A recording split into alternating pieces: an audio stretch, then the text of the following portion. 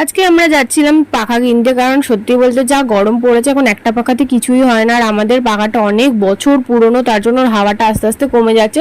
আর দুপুরবেলা এত গরম হয়েছে আমাদের ঘরটা যে একটা পাখাতে সত্যি বলতে আমাদের খুব কষ্ট হচ্ছিল। তার জন্য আজকে আমরা গেছিলাম স্ট্যান্ড ফ্যান কিনতে। প্রথমে ছোটদের দোকানে গেলাম, ছোটোর দোকান থেকে কিছু কেনার ছিল আমাদের, তারপর ছোটোকে নিয়ে যাব বলে দাঁড়িয়েছিলাম। দোকানে ভিড় ছিল তাই ছোট বলে একটু ফাঁকা হোক তারপর যাবো। তারপর গেছিলাম বইয়ের দোকানে, আমার কিছু বই নেওয়ার ছিল কিন্তু সেখানে বই পাইনি, তার জন্য আমরা গেছিলাম পাখার দোকানে। অনেকগুলো দোকান ঘোরার পর একটা দোকানে আমরা গেলাম, সেখান থেকেই নিয়েছি। দামটা সেখানে একটু কম করেছিল তার জন্য। তো প্রথমে চালিয়ে টালিয়ে দেখলো ছোট যে ঠিকঠাক আছে নাকি, তারপর বিল করে দিল। তারপর আমাদের ছোট টোটোতে তুলে দেয়, আর আমি আইসক্রিম খেতে খেতে টোটো করে বাসাতে চলে আসি, কারণ ফাস্ট ফুড খাওয়ার মতো এই গরমে আমার একটুও ইচ্ছে ছিল না।